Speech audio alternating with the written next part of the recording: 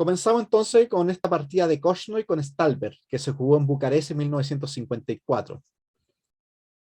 Sigue la misma línea de la defensa francesa. Víctor Korchnoi, ¿cierto? Ustedes saben que Korchnoi fue 2 veces vicecampeón del mundo con los torneos que jugó con Anatoly Karpov, los matches, ¿cierto? En Baguio y en Merano, ¿cierto? El 78 y el 81. Es considerado otro de los grandes jugadores de la historia de la humanidad, ¿cierto? De lo que compete al ajedrez. Y es considerado también el otro, ¿cierto? Racing Corona, como se le llamaba también al famoso estoniano, ¿cierto? Paul Keres. ¿Ah? Paul Keres fue uno de los primeros que recibe ese nombre porque Paul Keres, ¿cierto? Es el torneo, él se gana el torneo, famoso torneo de Auro, el torneo de 1938. Ese torneo que ganó Paul Keres le daba directamente la posibilidad de enfrentar a Alekhine. Y como todos ya sabemos, la guerra se desata el 39, Alekhine muere el 45, nunca se terminan prácticamente el match nunca se puede realizar hasta que en el año 1848 se hace el torneo y termina ganando Botvinnik. De ahí empezó la era Botvinnik, ¿ya? Y prácticamente Paul Keres participó en muchos torneos posteriormente, pero ya nunca logró jugar una final. Así que con Korchnoi tenemos otro de los grandes leyendas del ajedrez, ¿cierto? Víctor el Terrible, se le decían. Víctor Korchnoi es un gran defensor de la defensa también francesa, para jugarla con negras también. Y aquí está el D por C5. Este D por C5 es bastante interesante porque lo hacen. ¿Ah? Uno generalmente cuando explica las cadenas de peones siempre le dice, mantén la atención central. ¿Por qué es importante mantener la atención central? Porque me permite de cierta manera tener la posibilidad en un momento oportuno de cambiar o no. Esta idea del D por C5 lo explica en este libro, que es una idea prácticamente de Akiva Rubinstein, ¿ah? Otro de los grandes jugadores, ¿cierto? Akiva Rubinstein, que es uno de los jugadores de en esa época, de la época del 20, uno de los mejores jugadores del mundo, ¿no? Aquí va Rubinstein, entonces dice que es interesante esto porque inmediatamente se fija un control de la casilla de 4. Entonces, ¿qué está pasando? Que esta partida con la partida anterior, estamos hablando prácticamente en el mismo lenguaje. No son iguales, porque nos vamos a dar cuenta que hay detalles, pero sí prácticamente tienen muchos vasos comunicantes.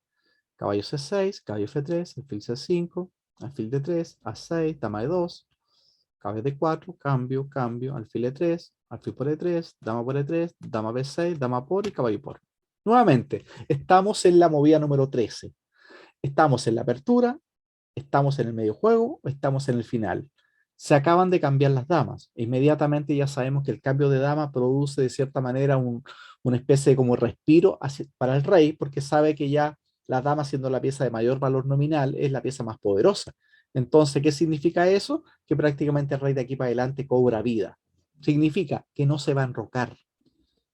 Cuando yo hablo de enroque, es un movimiento que para mí significa inmediatamente apertura porque necesito colocar el rey en seguridad. Pero en este caso puntual, cuando en este tipo de posición estamos visualizando, ya no hay necesidad de enrocarse. Al contrario, el rey necesito que esté lo más activo y lo mayor centralizado posible. ¿Dónde va el caballo? Lo mismo que la partida anterior. Va a E2 para dirigirse a D4. Caballo C8. ¿Dónde va el rey? ¿Se enroca corto? No, se enroca largo, no hay necesidad. Rey de 2. Caballo acá. Y acá hay una diferencia a la partida anterior. Hay C3. Y ahora caballo C6. Ahora, quiero que piensen un poquito en esta posición y me expliquen si el blanco le conviene cambiar en C6 o no.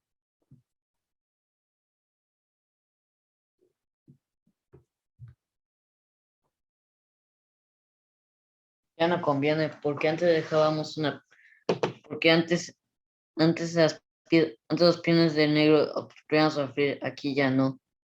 Hacemos caballo, si ¿Mm? intercambiamos caballos, su alfil se va a activar.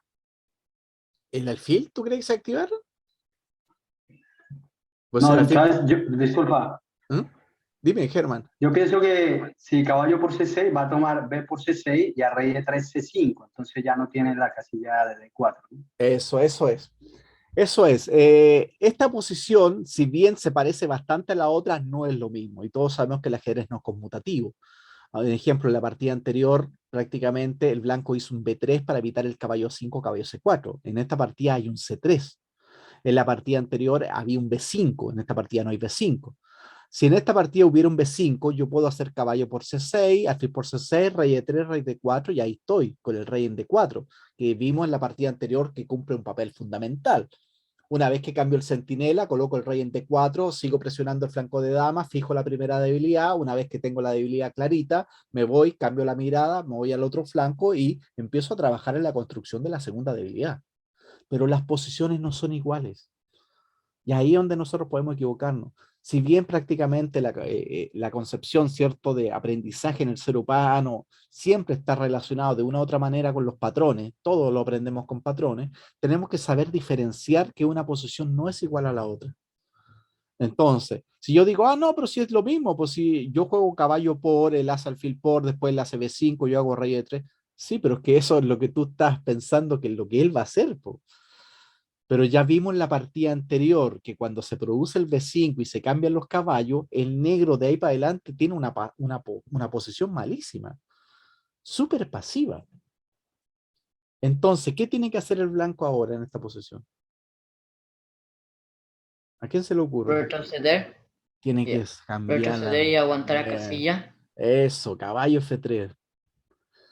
Esto, que parece bastante simple, es súper complejo porque de una u otra manera lo que nos está demostrando es el nivel de comprensión que tenemos nosotros con respecto a la posición. Y acuérdense que saber apertura es saber medio juego y es saber la relación directa que tiene con el final. Cada vez que yo voy a cambiar una pieza estoy pensando en el final, si ese final me conviene o no, si ese final llego con una pieza superior o no. Eso es súper importante y hay que tenerlo pero súper claro, acuérdense, ¿ya? Ahora, queda de manifiesto lo mismo, caballo por C6, B por C6, el negro hace C5, en cualquier momento hace una 5, un torre B8, empieza a pegarle acá. Esa es una posición que el negro se activa. Caballo F3, torre C8, torre HF1, rey E7, torre E1, G6, torre F2, torre C7, rey E3. Miren lo que hace Stalber ahora. ¿Qué es lo que no debería hacer Stalber? A ver, ¿quién me puede explicar eso?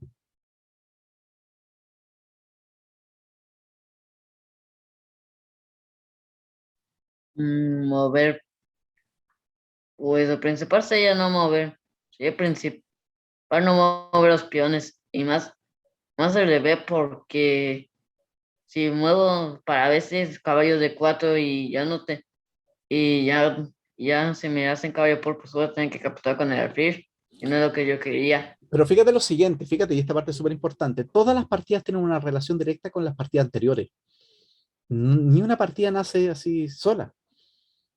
O sea, esta partida, la otra partida es de 1912, esta partida del 54.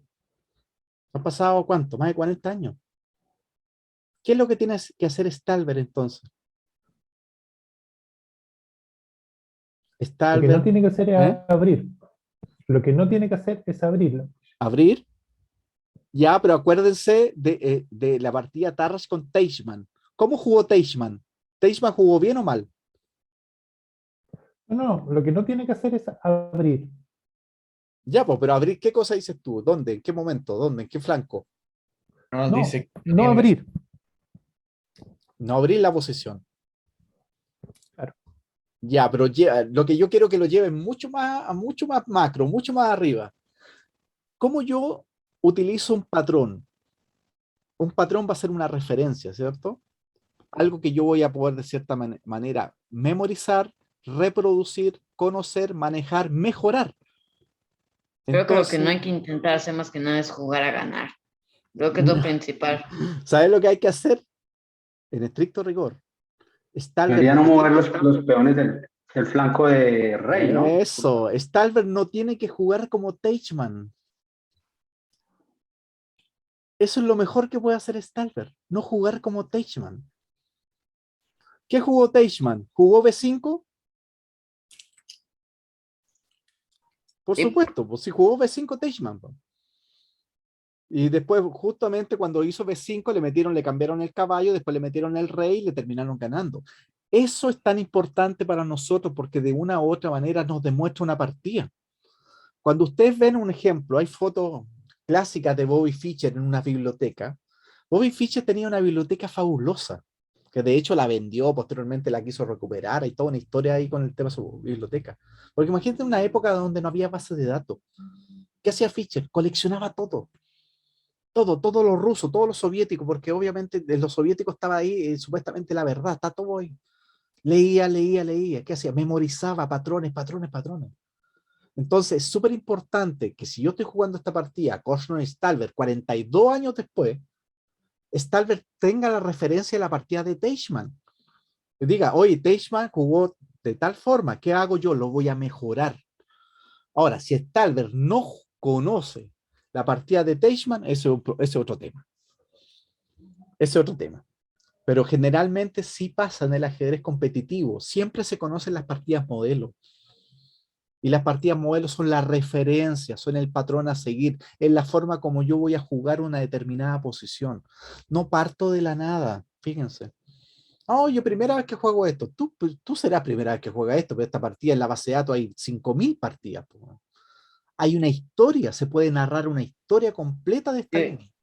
yo tuve que usar partida modelo para jugar unos planes de un gambito, Todo, pero sin que ya todo. era como de Firucho o así. Todo lo que tú juegues siempre vaya a tener partidas modelos, siempre vaya a tener patrones, siempre vaya a tener referencias. Fíjense lo que hace ahora Stalber. Pero si este es el mismo V5 de Teichmann. Po. Pues a lo mejor que yo porque él no iba a mover tantos pesos en el Franco Rey. Sí, quizás un poquito más caballo 5. ¿Qué sería lo ideal caballo 5? Quizás caballo 5 puede tener sentido, algún día podrá querer jugar, no sé, cambiar el alfil malo, sería ideal, pues, ¿me entendí? ¿No? Quizás sería interesante hacer esto, caballo acá, alfil B5 y cambiar el malo, pues. No sé, podría ser. Pero B5 genera inmediatamente unas debilidades. Mira, torre C2. Si hace B4, yo hago C4. Torre B8 y acá. Como sabe que el negro quiere preparar el B4, el blanco se está preparando para el C4. Igual el B4 de las negras era posible. Lo que el C4, lo que el negro tiene que hacer ahora, un ejemplo, es B3, tomo, caballo D4 y acá. Y si bien las blancas siguen teniendo una pequeña ventajita porque tienen las piezas mejor ubicadas, no es tan fácil como las blancas continúan, porque la verdad que tampoco está tan claro cómo las blancas continúan. Lo que no puedo hacer es B4 tomar acá, acá y acá. Porque ahora sí que hay amenazas como caballo D4 y hay una presión bastante molesta sobre este punto. En la partida torre C2, torre B8, torre acá y caballo 5. Y ahora caballo D4. Y ahora caballo C6. Ahora, ¿saco el caballo nuevamente? ¿Qué les parece a ustedes? No, lo intercambio. Ahora que no lo intercambio, Ahora, ahora que ya fíjense no está cómo el peón. cambia la posición. Mire, eso es espectacular. Eso es entender ajedrez, darnos cuenta en el fondo cómo se van produciendo distintas posiciones donde no son iguales. ¿Tienen cosas en común? Sí. ¿Tienen cadenas de peones comunes? Pero obvio, si vienen de la misma apertura. Hay aperturas que tienen cadenas de peones similares y vienen de códigos totalmente distintos. Y por eso tienen, obviamente, se comunican entre ellos. Existe un diálogo entre aperturas de distintos códigos, porque lo que determina de una u otra manera es la cadena de peones. Pero en este caso puntual, cuando él hizo el B5, yo ya estoy pensando en la partida de Tarras con Teichmann. O sea, la partida de Tarras-Teichmann la tengo acá. ¿Cómo ganó él? Lo tengo clarito. Apuntó, le dejó todo el flanco de dama ahí paralizado. Posteriormente, cuando lo dejó todo listo, cambió la pieza, colocó el rey en D4 y Yo se fue para creo el que lo flanco de rey. que quiso hacer más que nada fue que como ya sabía hacer errores, creo que lo que me imaginó fue que creyó que no iban a cometer los mismos. Sí, pero eso puede pasar, como te digo, en el sentido que los grandes jugadores generalmente se van a conocer la mayoría de las partidas famosas. Famosas, las partidas las famosas.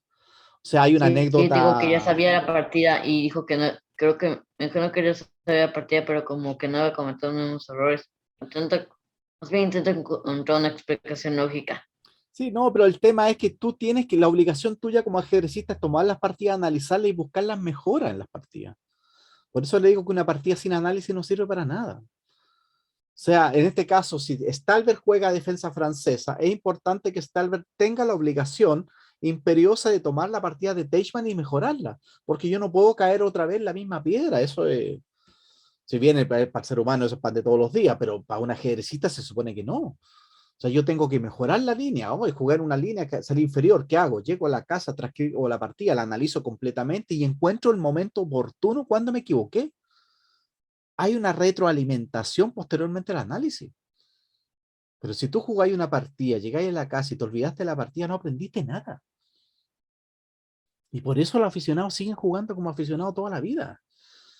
Y es lamentable. Porque es verdad que nosotros no vamos a llegar a ser campeones del mundo, pero sí tenemos todo el derecho de mejorar. Si podemos mejorar. Lo que tenemos que tener un método, lo que tenemos que tener, como te digo, es trabajar realmente en el tema del ajedrez. Y eso lamentablemente la mayoría de la gente, muchos no lo sabe, y la gente que lo sabe le hace el quite. Simplemente dice, no me compliques tanto la existencia. Y a veces pasa, y a mí me ha pasado con gente que a veces me dice, ya maestro, quiero una clase con usted, listo. Le hago la primera clase y salen arrancando. Y dicen, no, o sea, olvídate. O sea, yo voy a trabajar todo el día, llegar a la casa para ponerme a estudiar. O sea, no, yo prefiero ver Netflix. Ok, listo, está bien. Pero el que quiera aprender, el Yo que tuve quiera que mejorar, prepararme yo tuve que prepararme por un mes como por 2 horas como por 2 horas al día para un torneo importante, o si no 3 o 4. sí, eso es lo que hay que hacer. O sea, una persona que se quiera de una u otra manera dedicar al ajedrez o en su defecto mejorar en ajedrez, tiene que estudiar diario, tiene que dedicarle un tiempo. O sea, hay que hacerlo, si no hay otra. No es que no, eso no es extraño eso. Veamos algunas opciones, caballo por D4, rey D4. Y aquí más o menos fíjense la situación que estábamos hablando. Ya está el rey de quién, el rey de Tarrach. En la estructura, ¿cierto? No es la misma, sí, porque falta un B3, pero ya tenemos hay aquí una similitud con la posición de Tarrach con Teichmann. Con la diferencia importantísima que no hay hecho un H6. Fíjense ese detalle. ¿Qué hizo el H6 de Teichmann? ¿Ayudó a quién? Obviamente que ayudó a Tarrach porque Tarrach le hiciera el G4, el H5, el G5 y le abriera toda la posición. Por eso es tan importante darse cuenta que al estudiar una partida posteriormente, yo puedo aprender de tal forma, me doy cuenta en el fondo qué es lo que tengo que hacer y qué es lo que no tengo que hacer. Otra opción es tomar acá y ahora colocarse con ese peón ahí. Y eso, teniendo un peón pasado en C5, de una u otra manera le genera un poquito de ventaja a las blancas. No sé si sea suficiente para ganar, ese es otro tema. Pero aquí ya tenemos un peón pasado, tiene un alfil superior, ¿cierto? Pero en la partida hizo torre S8. En este caso puntual ahora se va a F3, quiere ir a generar. ¿Qué es lo que quiere hacer el caballo? Quiere hacer caballo G5. ¿Qué es lo que quiere hacer Korchnoi con esta posición? ¿Qué es lo que quiere que juegue Stalber? ¿Qué me puede decir eso? Cuando yo hago caballo F3 y amenazo caballo G5, ¿qué es lo que yo sueño con blancas? Que se movilice. Que me haga qué movimiento. H6 H6, o ¿no? H5 Ya, ¿y H6 de quién es? ¿A quién se le ocurrió H6? de Teichmann. No me Teichmann. acuerdo. Eso, Tarrach Teichmann. Cuando Korchnoi hace caballo Lo F3, siento, quiere hacer caballo es que a mí no se me G5. da muy, Quiere es que a mí hacer, no se me quiere da muy bien H6. la pronunciación de nombres. No importa, olvídate, sea lo mismo. Lo que nos interesa es que nos acordemos del concepto. O sea, caballo G5, H6. Entonces ahí, cómo un jugador de cierta manera termina llevando la posición a un terreno, ¿cierto? Conocido, a un patrón definido. Siempre y cuando yo sé que ese patrón me conviene. Obviamente Korchnoi lleva las piezas blancas y sabe que Tarrach le ganó a Teichmann de una forma prácticamente inapelable. O sea, Teichmann nunca tuvo nada. Po. Es eso lo que yo trato de reflejar en mi propia partida. Tomo una partida guía, una partida modelo y la trato de replicar. Ahora la problemática es que si yo no tengo una partida modelo, ¿hacia dónde voy?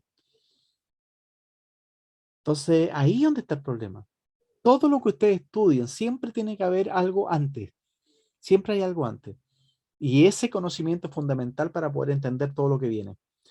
Ya, hizo caballo 5, caballo G5. Entonces ahora el H6, caballo F3, vuelvo y ahí empiezo con G4, H5. En la partida Stalber lo mejoró porque hizo torre H8. No quiso hacer H6. Fíjense que cómo están dialogando las dos partidas de Tarrach Teichmann con Korchnoi Stalber. Y ahora él vuelve, ya no consiguió. Ahora acá, ya ahora hizo B4.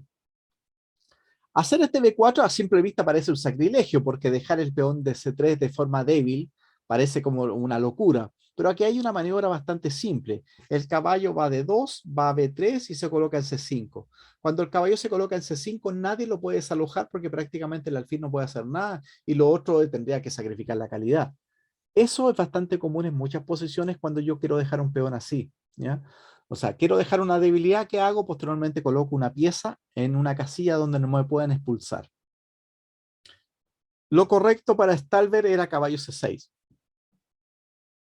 y mantener de cierta manera, porque ahora si caballo D4, ya caballo por D4, rey por D4, y por último las dos torres van a estar siempre pegándole a C3, o sea, estas torres no se van a poder mover las dos torres, una sola, pero no las dos.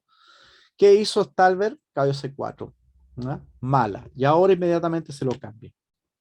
Si toma de peón, cualquiera de peón que tome me queda libre la casilla D4, y sigo jugando un final cierto de caballo bueno contra alfil malo.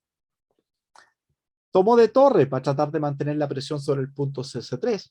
Ahora el caballo inmediatamente hace el periplo. Entra acá pegándole el toque. Fíjese que es importante porque le controla también la casilla de 4. ¿Ya? Lo va, lo echa y se coloca acá. Y ahora hace F6. Finalmente Corno se coloca en C5. ¿Qué harían? Este es un claro ejemplo de lo que es el siglo XX y el siglo XXI. ¿Qué haría el siglo XX a nivel, por lo menos con respecto a la actividad? Un Que lo jugador sacrifico sin pensarlo dos ya, veces. eso tú lo piensas porque está ahí en el siglo XXI, pero en el siglo XX eso no era tan común. Ya, en el siglo Uy, XX, en el XIX, esta posición se hubiese alargado, el negro hubiese aguantado así estoicamente, hubiese tratado de aguantar, aguantar, aguantar. En el siglo XXI, torre por C5 y no lo pienso. Y de sacrificio hecho, esa posición. Ya está, parece que Negros eso. tiene ventaja. Torre por C5, B por C5 y torre por C5, y el negro tiene una cierta compensación, ¿cierto? Por la calidad. No, no, como ventaja quizás no, pero no está mal. O sea, esto es una posición Pero, totalmente ya jugable. Jugable. Lo que hace Stalber es jugar una posición totalmente pasiva. Y eso, jugar pasivo, lamentablemente, lo único que te hace es te llevarte a la derrota. Fíjate que ahora tomo y lo logró. ¿Dónde está el rey en D4? Listo. Y ahora ni siquiera existe el torre por C5 porque ahora está el rey defendiendo el peón. Entonces, torre A8, torre 1, le pego la debilidad, típico, todas las piezas apuntando a la debilidad. Rey F7, A3, para evitar, ¿cierto? Para tomar del peón de A cuando me capture. Alfil C8. Y esto es uno de los clásicos problemas que presenta la defensa francesa. Tiene que ver con esta cadena de peones y la pasividad de su alfil. Sigue estando el alfil pasivo y el control de las casillas negras, fíjense. Estos son prácticamente los grandes problemas que tiene la defensa francesa y lamentablemente Stalber no los pudo solucionar. Le sigo pegando a la debilidad, torre C6. Ahora G4. Está súper definida la ventaja de las blancas, ¿cierto? En la de flanco de dama y ahora tranquilamente mejora sus piezas en el flanco de rey. Eso, yo lo visualizo con la partida de Tarras, o sea, la partida de Tarras con el Teichmann y Tarras juega así. Le fija todo en el flanco de dama y posteriormente va a trabajar con la segunda debilidad en el flanco de rey. Torre C7. Ahora, capturar al tiro hay que tener un poquito cuidado porque el negro se puede activar. Igual la posición, el blanco sigue estando con ventaja. Aquí un ejemplo, torre A2, acá jaque. Pero aquí claramente las negras se activaron y esto no es recomendable, ¿no? Acá lo mismo, ¿cierto? El blanco sigue con ventaja, pero las torres ya podrían activarse un poquito. En su efecto, a nivel profiláctico, siempre es mejor esperar el momento oportuno. Por eso este G5 es mucho más preciso. Alfil de 7, H4. La generación de la segunda debilidad siempre viene casi de movimientos de peones. Entonces, un ejemplo, rey E7, acá. Y acá hay varias formas de llegar a una posición casi ventaja decisiva. H5, que es la clásica. Si G por H5, F5, y todas las piezas le están apuntando a 6, ¿cierto? H5, rey F7, sacarse la clavada, torre H2, alfil E8, tomo. Si toma de peón, obviamente torre 7 te como la torre. Si HGC, rey G6, jaque, jaque, y se cae finalmente todo, ¿ya? Y ahí está la posición totalmente de abandono. Otra forma de ganar también es caballo por D7. Importante es que si rey por D7 tomo, acá y ahora rey por D5. Y me amenazan torre E7 y todo lo demás. Y a caballo por D7, torre por D7, tomo acá y torre C6. Y el blanco tiene una ventaja material y posicional abrumadora. En la partida Korchnoi hizo rey D3, como que se está sacando de cierta manera el jaque de la torre en C4, ¿cierto? Le hicieron A por y A por B4. Y aquí hace torre A3. Y ahora Korchnoi tranquilamente continúa con la generación de la segunda debilidad H5. Si peón por, simplemente torre H2, seguido de torre por H5 y torre por H7. Prácticamente no se puede sacar eso. H5, rey F7. Torre H2. Esto es fundamental. Antes de tomar, siempre tengo que mejorar las piezas. Siempre tengo que aumentarle la presión. Por eso es lo que nosotros siempre le estamos diciendo. Mantengan la atención central. Ustedes pueden tomar, sí. Ustedes pueden tomar en el momento que ustedes deseen. ¿Y cuándo lo voy a hacer? Cuando me convenga. Cuando me sea más positivo. Cuando me entregue más recaudo. Cuando gane más. Así de simple. El aficionado que hace es impulsivo. Pieza que ve, pieza que cambia. Pieza que puede capturar, pieza que come. Pero nunca se hace el cuestionamiento posterior. ¿Ese cambio que hice fue positivo? ¿Qué fue lo que gané? ¿Dónde está el momento de la reflexión? Lamentablemente, generalmente no existe ese momento. Después de torre H2, él captura y ahora se genera una debilidad en H7. Aquí ya está la generación de la famosa segunda debilidad. Está totalmente clarita. ¿Dónde? Si rey G6, lo mismo. Jaque, jaque. Y ahora, caballo de 7 es mala. Hay que tener cuidadito con el tema táctico por este jaque. Si voy para acá. Si me voy para abajo, me siguen dando jaque. Si me voy para arriba, resulta que hoy el negro rápidamente se activó. Y eso es lo que el negro no tiene que evitar. Pero caballo de 7, lo que hay que hacer entonces, lo correcto a rey G4, simplemente es poner la torre en séptima fila y amenazo comer en séptima fila, ¿cierto? Torre por D7. Torre H5, rey G8 y ahora inmediatamente apertura de línea. La apertura de línea, ¿qué le favorece? Siempre a la persona que tenga mayor ventaja de desarrollo, ventaja de espacio. Están siempre como eso. Si peón por, amenazo comer, torre por. Y se está cayendo todos los peones ahí ya. Después de F5 hace torre por C5. Desesperación, B4, tomo, alfil E8, torre H2, BC3, rey D4, alfil G6, E7. Acá me comí el peón, acá y simplemente torre F2. Se acabó. A la siguiente torre F8 y te ganan el final de forma directa. Así finaliza la partida de Korchnoi con Stalberg, que se jugó en Bucarest en 1954.